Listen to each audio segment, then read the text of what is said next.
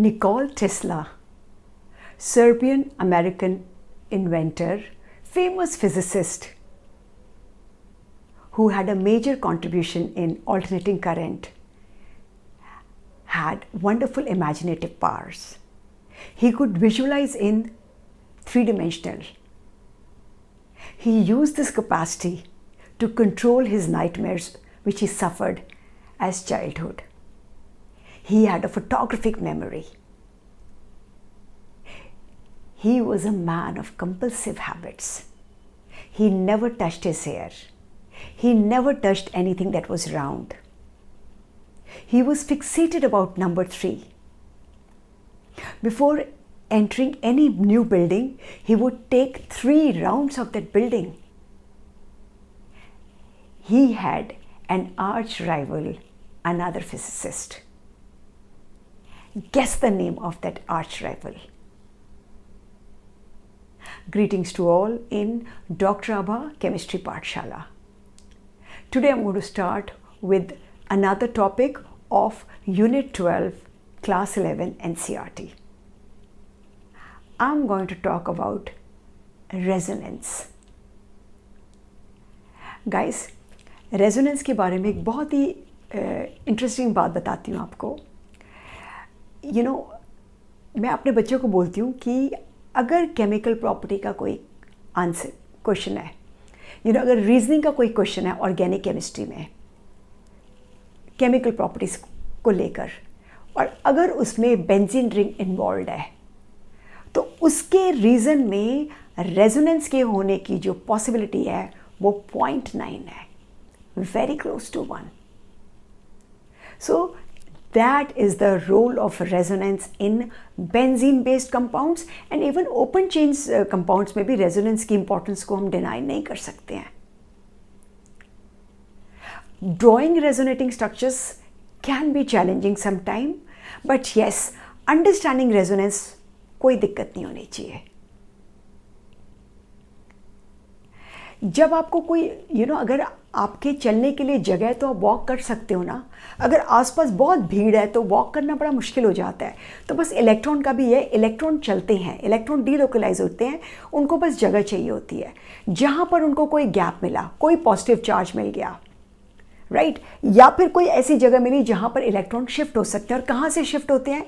या lone pair का electron होगा या फिर बॉन्डेड होगा. कैसा bonded? Multiple bond, double bond या ट्रिपल बॉन्ड. इलेक्ट्रॉन को मूव करना ही करना है, राइट. सो रेजोनेंस कुछ नहीं है, resonance delocalisation, disturbance of electron है. किस तरह का इलेक्ट्रॉन डिस्टर्ब होता है और कहाँ कहाँ जाता है, इसको जानने के लिए let's move straight on to the screen. हमारा बेंजीन का स्ट्रक्चर है. इसमें आप देखिए, इसमें 3 कार्बन कार्बन डबल बॉन्ड है और 3 कार्बन कार्बन सिंगल बॉन्ड है. So if you look at carbon carbon double bond ना, कार्बन कार्बन की एक्चुअली जो डबल बॉन्ड होता है ना, कार्बन कार्बन डबल बॉन्ड, वो होता है 134 पिकोमीटर, ठीक है. और अगर आप carbon carbon single bond, of course bond लंबा होगा, सिंगल बॉन्ड ज़्यादा लंबा होगा, तो द बॉन्ड लेंथ इज 154, ठीक है, पिकोमीटर. ओके, नाउ अगर इसकी एक्चुअल में देखा जाए ना, तो इसका जो कार्बन कार्बन बॉन्ड लेंथ है, all carbon carbon bond lengths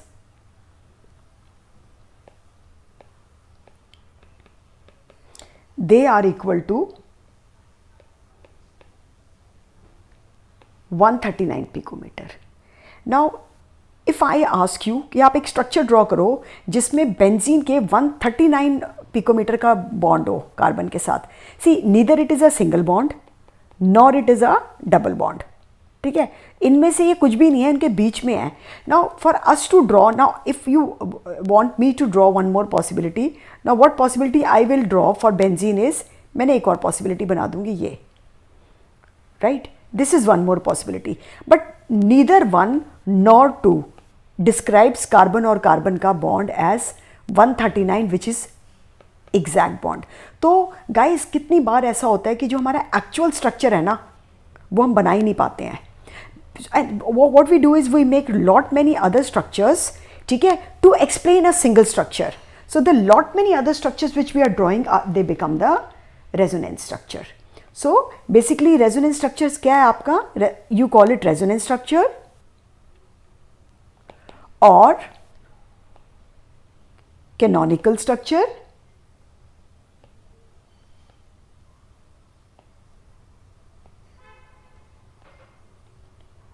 और कंट्रीब्यूटिंग स्ट्रक्चर्स और कंट्रीब्यूटिंग स्ट्रक्चर्स सारे सेम है. इन तीनों में क्या है? ये तीनों के तीनों सेम है और इनका कोई भी रियल एग्जिस्टेंस नहीं होता है, नहीं होता है. What is their importance? Their importance is they are close to the actual structure, but actual structure will be a hybrid, a combination of these structures. So इस 1 और 2 का जो combination होगा वो होगा आपका actual benzene. These are just the representations, and these representations have got no real existence, right? So this is something very important about resonance. Now if you look at bond and length, if you look at bond characteristics,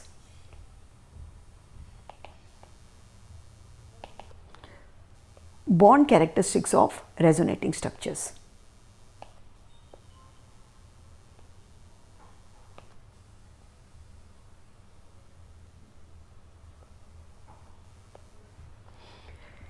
Now इसमें क्या होता है कि अगर suppose ozone लिया, मैंने ozone का structure draw किया. ओजोन का एक स्ट्रक्चर ये है और एक और स्ट्रक्चर मैंने इसका रेजोनेटिंग ड्रॉ करा, एक और पॉसिबिलिटी ड्रॉ कर दी मैंने.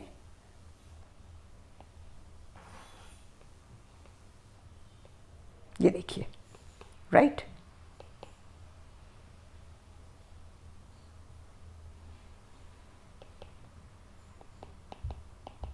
Okay, now if you look at the actual bond length, see here what is showing is there's a double bond between oxygen and oxygen, there's a single bond, but the actual bond length is somewhere intermediate, right? Actual bond length is somewhere intermediate of, in between of single and double bond.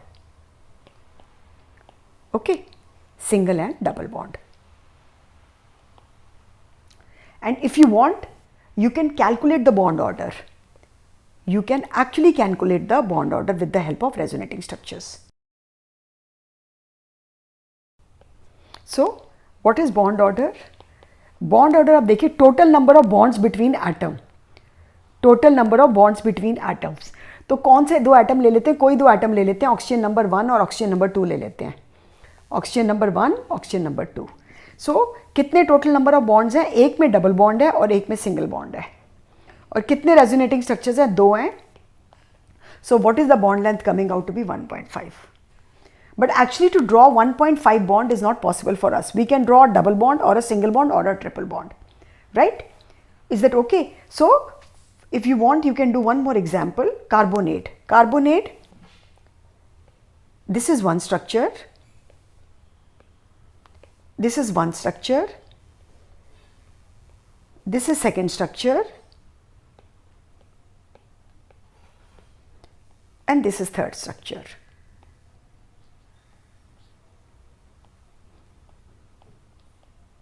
Okay. Now, if we want to find out the bond order, so let's fix up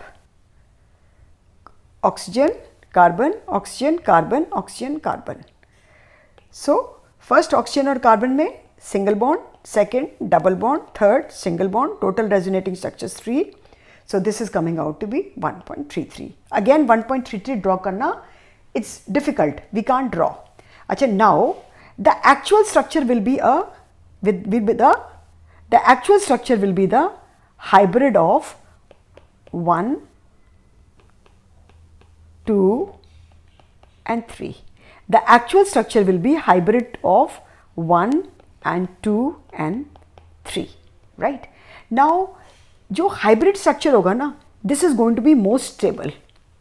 This is going to be most stable and इसका जो energy होगा hybrid का जो energy होगा, this will be lower than energy of 1, 2 and 3, right. So always आप देखिएगा जो actual structure है जो हाइब्रिड होगा उसका एनर्जी जो होगा हमेशा जो कैनोनिकल स्ट्रक्चर्स हैं उनकी एनर्जी से कम होगा. And the difference of the energy, so we have one more term which you call as resonance energy. Resonance energy क्या होती है? resonance energy ये होती है whatever is the actual structure which you call as hybrid or actual, which we can't draw. ठीक है, जो actual structure होता है या hybrid structure जिसे आप कहते हो उसकी जो energy होती है का डिफरेंस किसके साथ? Energy of the canonical structures. Canonical या जिसे आप कहते हो रेजोनेटिंग स्ट्रक्चर्स, इनका जो डिफरेंस होता है इसको आप कहते हो रेजोनेंस एनर्जी, या फिर आप ऑल्सो कहते हो resonance stabilisation energy. Resonance stabilisation energy. Okay, right? So more the number of resonating structures, always जितने ज़्यादा resonating structures होंगे, more the resonating structures, more will be the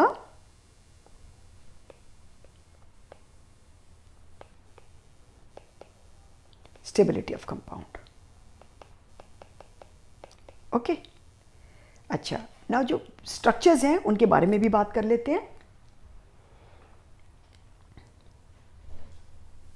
जो भी आपके स्ट्रक्चर्स होंगे resonating structures like we have drawn 1, 2 and 3, they will have the जो basic atoms हैं nuclei जिसे आप कहोगे ना, न्यूक्लियाई की जो पोजीशन होगी ना वो सेम रहेगी. What do I mean? Let me show you once. Let's move at the top again with the structures. जैसे आप यहाँ पे स्ट्रक्चर्स देखिए, यहाँ जो एटम्स की पोजीशन है, यहाँ पर कार्बन है and these are oxygen, this ये कार्बन एंड दीज ऑक्सीजन, ये पोजीशन कभी चेंज नहीं होगी. मतलब आप एक ऐसा रेजोनेटिंग स्ट्रक्चर बनाओ और आपने यहाँ पर कार्बन की जगह यहाँ ऑक्सीजन रख दिया एंड देन यहाँ पे आप कार्बन रख रहे हो, यहाँ ऑक्सीजन और यहाँ पर oxygen, this is not possible. Nuclei की जो पोजीशन है वो हमेशा क्या रहती है? सेम रहती है, फिक्स्ड रहती है, right? It is same and it is always fixed, always. And जो अनपेड इलेक्ट्रॉन्स होंगे, unpaired electrons, they will be same. Total number of unpaired electrons will be same. And among the different structures, जो different structures हैं,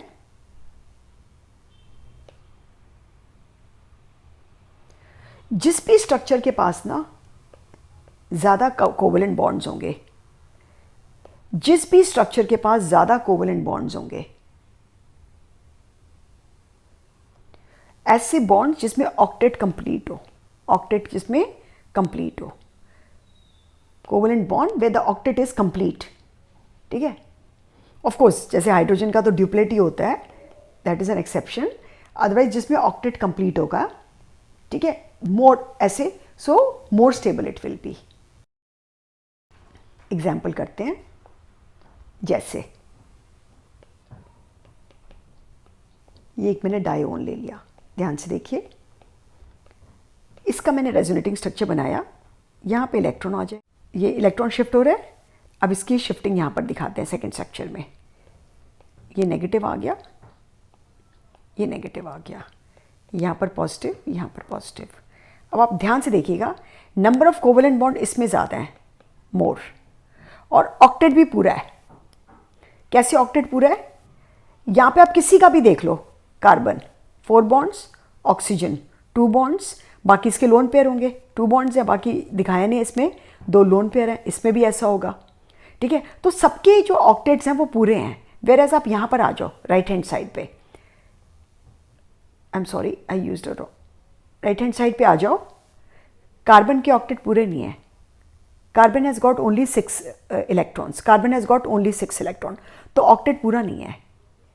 तो जब octet पूरा नहीं है तो इसमें कोवेलेंट बॉन्ड कम है, तो कौन सा ज़्यादा रेजोनेट, कौन सा ज़्यादा स्टेबल होगा? This will be more stable, this will be more stable, right. One more, charge separation, charge separation. आप देखिए, whenever positive and positive, negative and negative are closer, system will be unstable। ये तो हमेशा रहता है, ये ऊपर वाला स्ट्रक्चर बहुत ही अनस्टेबल होगा। क्यों अनस्टेबल होगा? क्योंकि पॉजिटिव पॉजिटिव और नेगेटिव नेगेटिव पास हैं, तो this is going to be unstable. And vice versa, if positive and negative are closer, stable हो जाएगा सिस्टम। अगर पॉजिटिव और नेगेटिव क्लोजर हैं तो स्टेबल हो जाएगा। पॉजिटिव और नेगेटिव अगर they are further away,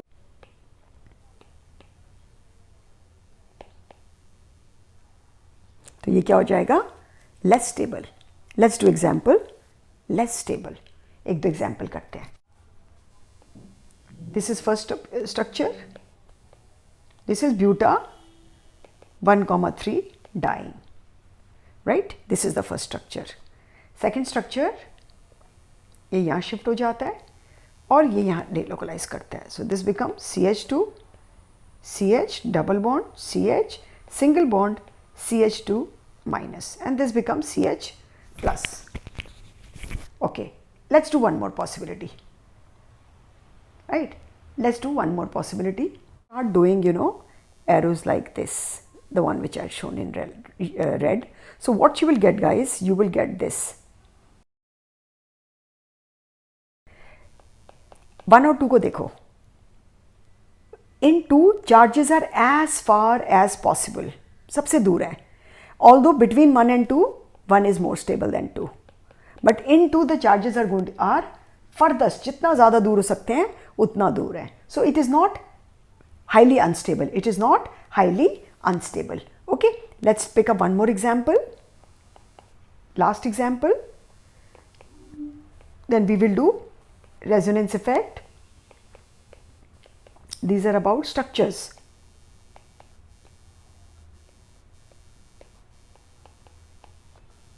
Okay, look at the structure. Let's name it as 1, right? Okay, so ये lone pair जो है bond pair बन गए। This bond pair again becomes a bond pair. This bond pair becomes a lone pair. So एक diagram मेरे पास ये है। This is one diagram. Okay. Okay. One more possibility. Instead of come to the first diagram. This is exactly like this. This goes here. और ये अगर charge यहीं पे रुक जाए, yeah? If we have charge here only, then what happens? We have 3 structures और ये इस स्ट्रक्चर में एक लोन पेयर इसका कम हुआ है तो पॉजिटिव चार्ज में लगाना भूल गई हूँ, ये मैंने लगा दिया, ठीक है। सो अब आप देखो इनमें से सबसे ज़्यादा स्टेबल कौन सा स्ट्रक्चर होगा। देखिए फर्स्ट में कोई भी चार्ज नहीं है तो फर्स्ट में सबसे ज़्यादा स्टेबल स्ट्रक्चर होगा, ठीक है। इसके पूरे हैं, सबके कोवेलेंट बॉन्ड्स भी पूरे हैं, है ना। तो इसके देखिए 4 के 4 हैं कार्बन में, यहाँ पे भी कार्बन के 4 हैं, यहाँ पर भी कार्बन के 4 हैं, 3 बॉन्ड्स हैं, एक हाइड्रोजन के पास, यहाँ पे भी कार्बन के 4 हैं, ऑक्सीजन के 2 हैं, ठीक है ना। और यहाँ पे कार्बन के 4 हैं, लेकिन यहाँ पे अब आप देखोगे ऑक्सीजन हाइपर वैलेंट हो गया है ना, ऑक्टेट से बियॉन्ड हो गया है, तो definitely it is going to be unstable. ये कार्बन हाइपोवैलेंट हो गया है, इसके 4 से कम है। तो इस तरह की चीज़ें आप देखोगे, थर्ड वाले स्ट्रक्चर में भी इसी तरह की चीज़ें हैं।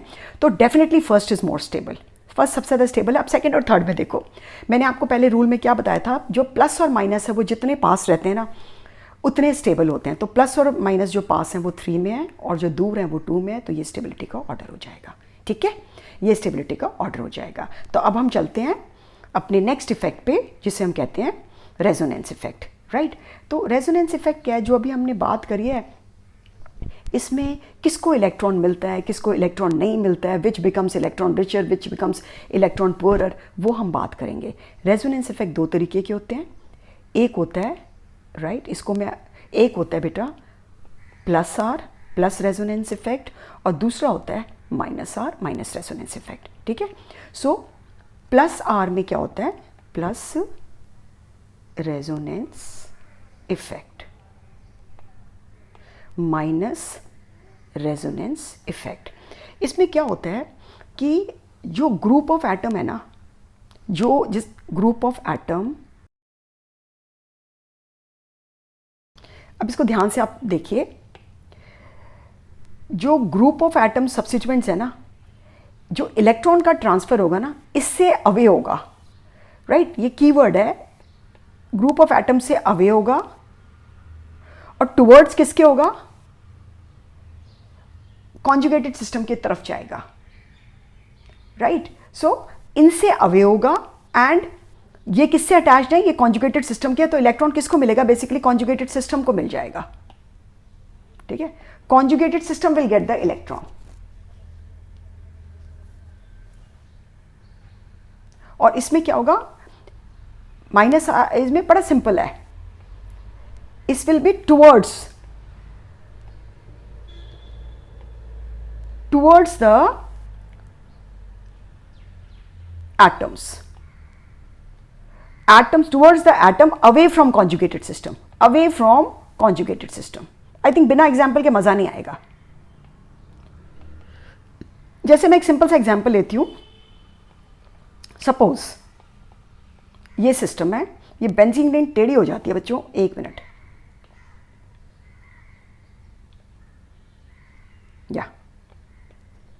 यहां पे ध्यान से देखो, ये सिस्टम है, ठीक है। दिस इज द सब्स्टिट्यूएंट, बिल्कुल ध्यान से, this is the conjugated system. What is a conjugated system, once again what is a conjugated system, बेटा जहां पर इस तरह का कोई सिस्टम मिले आपको, ये जहां ऑल्टरनेट डबल बॉन्ड्स हैं, जहां डबल बॉन्ड का डीलोकलाइजेशन हो सकता है, उसे आप कॉन्जुगेटेड सिस्टम कहते हो। क्या ये कॉन्जुगेटेड सिस्टम है, नॉट एट ऑल, यहां डीलोकलाइजेशन की कोई पॉसिबिलिटी ही नहीं है, यहां हो रहा है delocalisation, this is a conjugated system, या। तो इसमें क्या हो रहा है, इसमें conjugated system will get electron, और ये क्या होगा, इससे इलेक्ट्रॉन जाएगा।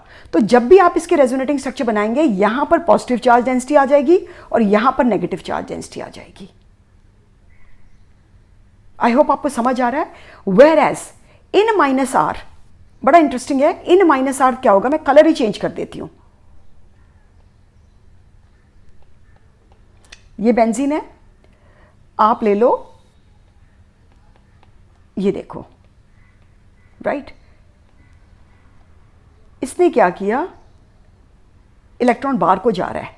अब ये जो सिस्टम है ना गाइस, ये जो सिस्टम है, इसे आप कहते हो सब्स्टिट्यूएंट्स, ये क्या करेगा, ये इलेक्ट्रॉन को लेगा, टुवर्ड्स इट आएगा, और कॉन्जुगेटेड सिस्टम क्या कर रहा है, इलेक्ट्रॉन डेंसिटी कम हो रहा है, तो कॉन्जुगेटेड सिस्टम की तरफ से इलेक्ट्रॉन जा रहे हैं सब्स्टिट्यूएंट की तरफ, तो उल्टा हो जा रहा है, राइट। सो आज इसके रेजोनेटिंग स्ट्रक्चर्स बनाते हैं और इसका रेजोनेंस इफेक्ट देखते हैं, राइट। और डिफरेंस प्लस आर और माइनस आर में सिर्फ यही है, प्लस आर में जो सब्स्टिट्यूएंट्स हैं जो अटैच्ड है डाइन से कॉन्जुगेटेड सिस्टम से, वो इलेक्ट्रॉन दे रहे हैं, और माइनस आर में वो ले रहे हैं, ठीक है। Let's get started with a good example. I will be using colour white for plus R and colour pink for minus R, ठीक है। तो आपके ये मैंने बनाया। अच्छा, रेजोनेंस को ड्रॉ करने के लिए गाइस हमेशा ध्यान रखिएगा, आप ढूंढिए लोन पेयर ऑफ इलेक्ट्रॉन्स को, आप हमेशा ढूंढिए लोन पेयर ऑफ इलेक्ट्रॉन्स को, ढूंढिए डबल बॉन्ड को, चार्जेस को, यही वल्नरेबल पोजीशंस हैं जहां से रेजोनेंस होगा। जहां सिर्फ सिंगल बॉन्ड है वहां पे कहीं नहीं होगा रेजोनेंस, डबल बॉन्ड पे दिखाई देगा, ठीक है। यहाँ पे लोन पेयर ऑफ इलेक्ट्रॉन है, आपने सब्स्टिट्यूएंट ऊपर लगा हुआ है, नीचे डाइन है आपका, सॉरी नॉट कॉन्जुगेटेड सिस्टम है, और यहीं से हम स्टार्ट करते हैं, ये देना चालू करता है, और जब ये इसको देगा ना बेटा, ये पोजीशंस लिख लो आप, 1 2 3 4 5 6। मेरी रिक्वेस्ट है, जब आप बेंजीन रिंग बनाएं through out your class 11 12 graduation, आप बेंजीन रिंग का जो लोकेंट है, सब्स्टिट्यूएंट है, उसकी जगह अपने दिमाग में फिक्स करें, कभी टॉप पे, कभी लेफ्ट, कभी राइट, इससे बहुत कन्फ्यूजन होता है। हमेशा टॉप पे बनाएं, एक बहुत अच्छी पिक्चर बनी रहती है। ठीक है, आप साइंटिस्ट, आपका दिमाग बड़ा चालू हो जाता है और आप उसको लेफ्ट राइट बनाते हैं। हमें भी पेपर चेक करने में दिक्कत होती है, हमें भी गुस्सा आ जाता है, क्योंकि हमारे दिमाग में भी टॉप पे बना रहता है। इसका कोई लॉजिक नहीं है बेटा, इट्स जस्ट अ कन्वेंशन। हमें ईजी रहता है अंडरस्टैंडिंग, और आपको भी रहता है, बुक्स में भी वैसे दिया रहता है। ठीक है, आप कोई ऐसी बुक उठा के देखो जिसमें NH2 की पोजीशन लेफ्ट राइट और तो कहीं और हो, तो नहीं जमता है ज़्यादा। अच्छा जी, आगे चलते हैं। ये जो लोन पेयर ऑफ इलेक्ट्रॉन है, ये कहाँ जाएंगे? ये नंबर 1 के बीच में बॉन्ड बनाएंगे। जैसे ही ये नंबर 1 के बीच में बॉन्ड बनाएंगे ना, ये देखिए नंबर 1 कार्बन पे 5 बॉन्ड आ जाएंगे, तो वहाँ से शिफ्टिंग होगी। शिफ्टिंग कैसे होगी? जैसे मैंने दिखाया है एरो देख के। अब ये शिफ्टिंग मैं देखिए इस तरह से दिखाती हूँ आपको। नाइट्रोजन बेचारे के जो लोन पेयर है वो कहाँ चले गए? उसके चले गए बॉन्डिंग में, इसका नुकसान हो गया, इसको पॉजिटिव चार्ज मिल गया। ये जो कार्बन है बेटा, कार्बन नंबर 1, इसका कोई ना फायदा हुआ ना नुकसान हुआ। इसका ऊपर एक डबल बॉन्ड लग गया और साइड वाला डबल बॉन्ड इसका चार्ज बन के साइड पे आ गया है। बाकी कोई भी चेंज नहीं है पूरे डायग्राम में। ठीक है, अब आप देखो 3 और 4 पे। 3 और 4 के बीच में जो बॉन्ड है, वो आने वाला जो इलेक्ट्रॉन है जिसको मैंने भी चार्ज बनाए हैं, इससे रिपल्शन महसूस करेगा। इससे रिपल्शन महसूस करेगा तो ये क्या होगा? ये फिर से चार्ज बन जाएगा, शिफ्ट होने की कोशिश करेगा और ये यहाँ पे आ जाएगा। तो ये बॉन्ड पेयर बन जाएगा और बॉन्ड पेयर आपका लोन पेयर बन जाएगा। पूरे टाइम बस बेंजीन में यही गेम चलता रहता है, lone pair become bond pair become lone pair, और कुछ भी इसमें आर्ट नहीं है। एग्जैक्टली नेक्स्ट में आप देखो बेटा, नेक्स्ट में भी यही होगा। अब आप देखिए 5 और 6 पोजीशन को। अब आप देखिए 5 और 6 पोजीशन को। ठीक है, थर्ड पोजीशन पे जो लोन पेयर है वो बन जाएंगे बॉन्ड पेयर, और 5 और 6 पे जो बॉन्ड पेयर है वो बन जाएगा लोन पेयर, जिसको मैंने यहाँ पे ड्रॉ करके दिखा दिया। ठीक है, और ये देखिए बन गया NH2। राइट, बाकी बॉन्ड्स की सेम पोजीशन है। अब आप अगर लास्ट ड्रॉ करेंगे, यहाँ पे स्पेस दिए हैं तो मैं नीचे ड्रॉ करना चाहूँगी। मैं इनको नंबर भी देती हूँ, 1 2 3 4 5। अब इसमें क्या होगा? ध्यान दो, ये सीधा यहाँ आ जाएगा और ये वापस उठ के लोन पेयर बन जाएगा। बस वही गेम चल रहा है। बॉन्ड पेयर बिकम्स, यहाँ पे देखो फिर से लोन पेयर बॉन्ड पेयर बन गया। नीचे वाले तो बिल्कुल सेम है, और एनिलीन को अपना लोन पेयर वापस मिल गया।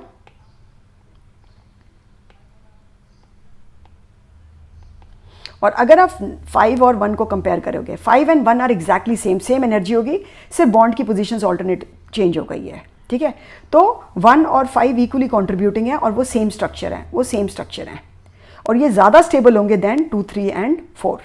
ये ज़्यादा स्टेबल होंगे देन 2 3 एंड 4। अगर आप देखो तो 2 और 4 भी इक्वली स्टेबल होंगे, और इसके बाद होगा 3, क्योंकि 3 में जो चार्जेस हैं वो दूर हैं, प्लस और माइनस दूर है। ठीक है, इसको आप कहते हो प्लस आर। क्यों आप कहते हो प्लस आर? क्योंकि जो सब्स्टिट्यूएंट्स हैं दैट इज NH2, राइट, इसका इलेक्ट्रॉन कॉन्जुगेटेड सिस्टम को मिल गया है। ठीक है, कॉन्जुगेटेड सिस्टम को मिल गया है। ठीक है, प्लस आर के पता है आपको क्या ग्रुप्स हैं? प्लस आर के ग्रुप्स जो बेंजीन पे लगे रहेंगे, बहुत इंपॉर्टेंट है ये। इसे आप प्लस आर ग्रुप्स कहते हो। ऐसे ग्रुप देखना बेटा जो डायरेक्ट जो एटम लगा है ना, जैसे नाइट्रोजन यहाँ पे लगा हुआ है, डायरेक्ट एटम कौन सा लगा हुआ है? नाइट्रोजन लगा हुआ है। तो जो एटम डायरेक्ट बेंजीन रिंग से लगा है ना बच्चा, उसके पास लोन पेयर होना चाहिए। एक्सेप्शन देखो केमिस्ट्री में हर जगह होते हैं, राइट। सो मैं इसकी बात कर रही हूँ गाइस, ये मैं इसकी बात कर रही हूँ।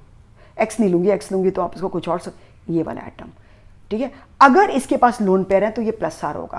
तो प्लस आर के कौन कौन से ग्रुप हैं? प्लस आर के हो जाएंगे आपके हैलोजन हो जाएंगे, ठीक है, हैलोजन होते हैं। फिर आपके होते हैं OH होता है, और क्या होता है? NH2 होता है, ये तो मैंने आपको दिखा दिए। OR ईथर, OR होता है, OCOR जो लगा हुआ है वो O है, ठीक है। फिर क्या होगा? सब्स्टिट्यूटेड अमीन्स, सब्स्टिट्यूटेड अमीन्स तीनों आपने दोनों पे R लगा दिया और ज़्यादा अच्छा इलेक्ट्रॉन डोनेटिंग हो जाएगा, ठीक है। ये आपके हो जाएंगे बेटा, और डायरेक्ट N लगा हुआ है, NHCOR।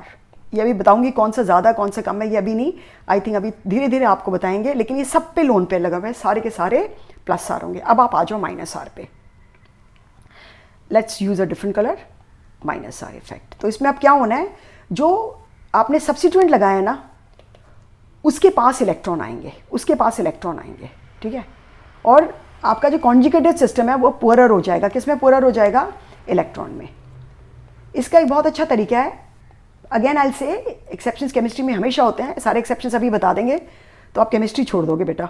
सो सारे तो मैं अभी नहीं बताऊंगी आपको, लेकिन मैं ये आपको ज़रूर बता दूं कि ये जो मैं फंडा बता रही हूँ इसमें एक एक्सेप्शन 100% है, ठीक है।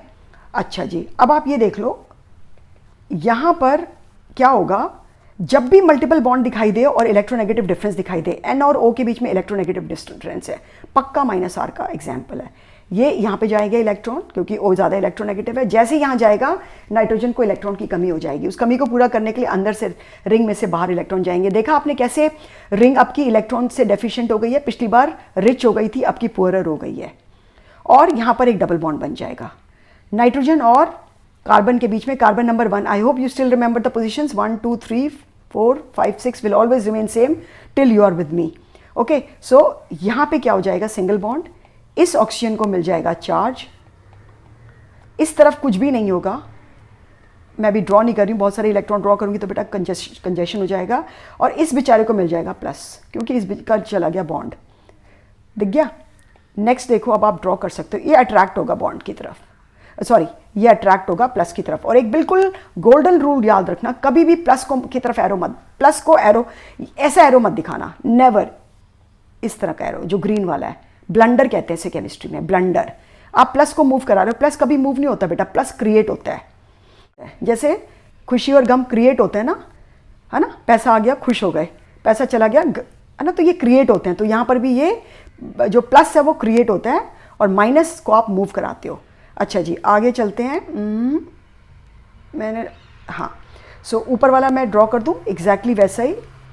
कोई छोटा मोटा मिस हो गया हो तो अपॉलोजीज़, कई बार बहुत ज़्यादा चीज़ें होती हैं ना बेटा, हम छोटी छोटी चीज़ें मिस कर जाते हैं, और मैं कोशिश ये करी हूँ कुछ ऐसा मिस ना हो।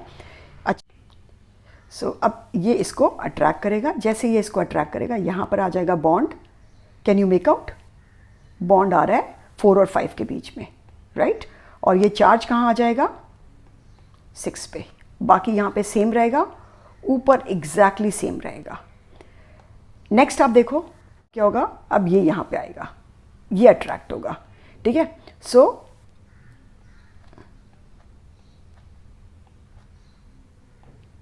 जैसे ये अट्रैक्ट होगा ना, जैसे ये अट्रैक्ट होगा, अब आप ये डायग्राम मुझे बनाना चाहिए था, मैं यहाँ पे बना देती हूँ। जैसे यहाँ अट्रैक्ट होगा ये वापस यहाँ पे अट्रैक्ट हो जाएगा, तो यहाँ पर वापस एक डबल बॉन्ड आ जाएगा इन दोनों के बीच में। ये यहाँ पे देखो डबल बॉन्ड आ गया, इस एरो की वजह से ये डबल बॉन्ड आ गया, और यहाँ पे तो सिंगल बॉन्ड था वैसे ही रहेगा। और ये वाला डबल बॉन्ड, ध्यान दो बच्चों, ये वाला जो डबल बॉन्ड है सिंगल हो जाएगा, क्योंकि ये बॉन्ड रिंग के अंदर चला गया है, इलेक्ट्रॉन फिर से रिंग के अंदर चले गए हैं, और ये आपका बन जाएगा 5th स्ट्रक्चर। ये 4th स्ट्रक्चर है और ये 3rd स्ट्रक्चर है, ठीक है। एक बार आप इनको सब स्ट्रक्चर्स को एक साथ देख सकते हो, और आपको पता है 1 और 5 ऑलमोस्ट बराबर हैं, इनकी एनर्जी भी बराबर होगी, बिल्कुल सेम स्ट्रक्चर्स हैं ये। 2 3 4 में आप रिलेटिव स्टेबिलिटीज़ निकाल सकते हो चार्जेस की दूरी देखकर, प्लस माइनस चार्ज हैं, जितने पास होंगे उतने स्टेबल हैं, जितने दूर होंगे उतने अनस्टेबल हैं और लेस कंट्रीब्यूटिंग है। एनर्जी सबसे जो कम होगी वो होगी 1st और 5th की, सबसे ज़्यादा स्टेबल ये होंगे, सबसे ज़्यादा कंट्रीब्यूट करेंगे, ठीक है। और -r के लिए मैंने आपको एक हिंट पहले ही दे दिया है। -r को कैसे आप पहचानोगे, आप देख लेना, EN डिफरेंस होना चाहिए और मल्टीपल बॉन्ड होना चाहिए। जैसे कि मैंने एक बताया COOH, NO2 तो है ही है अपना, NO2 तो बहुत ही तेज़ है, देखो इनमें, और CHO, CN, ketone, aldehyde, ketone, acid, है ना, नाइट्रो, और क्या बना सकते हैं आपको, COOR, एस्टर। कोई भी ऐसा सिस्टम देख लो गाइस, ये देखिए मैं आपको दिखा दूं, यहाँ पे EN डिफरेंस है, मल्टीपल बॉन्ड है, EN difference multiple bond, EN difference multiple bond, EN का डिफरेंस है electronegative difference multiple bond, electronegative difference multiple bond, electronegative EN difference multiple bond. So होगा क्या, यहाँ जाएगा, यहाँ जाएगा, यहाँ इलेक्ट्रॉन जाएगा, यहाँ इलेक्ट्रॉन जाएगा, यहाँ इलेक्ट्रॉन जाएगा, यहाँ इलेक्ट्रॉन जाएगा, और फिर ये कंपेल करेगा, अगर यहाँ बेंजीन रिंग है बेटा, बेंजीन रिंग से इलेक्ट्रॉन को खींचने की। तो इस तरह से ये -r इफेक्ट होता है, ठीक है। इस +r, गाइज मेरी बात मानिए, +r और -r इफेक्ट आपके बेंजीन केमिस्ट्री का बेस है, एरोमेटिक कंपाउंड का ये बेस है। इसको आप जितने अच्छे से करेंगे उतना फ़ायदा होगा। आगे नेक्स्ट चैप्टर में हम पढ़ेंगे OP directing. We will study OP directing and meta directing. पूरा यही रिपीट है, पूरा यही आप इसको रिलेट कर सकते हो, ठीक है। सो चीज़ें एक दूसरे से रिलेटेड हैं। और एक आप होमवर्क करिए ज़रा, आपके लिए होमवर्क है।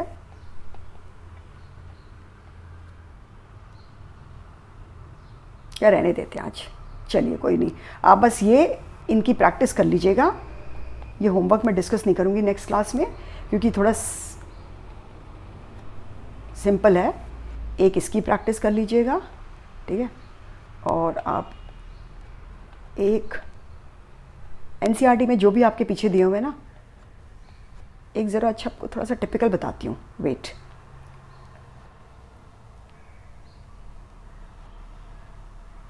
ये देखिए, करोगे प्रैक्टिस इसकी? ये प्लस आर दिखाएगा या माइनस आर दिखाएगा, ज़रा ये ट्राई करिएगा, ठीक है। Okay guys, so guys, that was all about resonance. Although, let me be very honest, you know, if one goes on and on and on and on for infinitely many hours, still there are examples which will be left undiscussed in the class. So इसकी तो possibilities infinite है, right? So आप खुद से कोशिश करिए, नए नए structures लीजिए जिनमें मल्टीपल बॉन्ड हो, जिनमें लोन पेयर हो, और आप इलेक्ट्रॉन को मूव करा के देखिए। इसका ड्रॉ करना अपने आप में एक आर्ट होता है।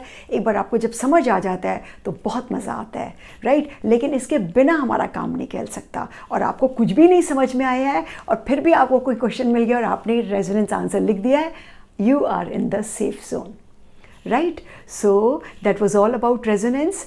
नेक्स्ट क्लास में हम मिलते हैं एक स्पेशल टाइप के रेजोनेंस के साथ। अभी मैंने लेक्चर में बोला मल्टीपल बॉन्ड, सिंगल बॉन्ड कभी भी ब्रेक नहीं करता, मल्टीपल बॉन्ड ब्रेक करता है। हम थोड़े से बाउंड्रीज को ब्रेक करेंगे रेजोनेंस की, थोड़े से रूल्स को ब्रेक करेंगे in my next lecture. Take care till then, God bless.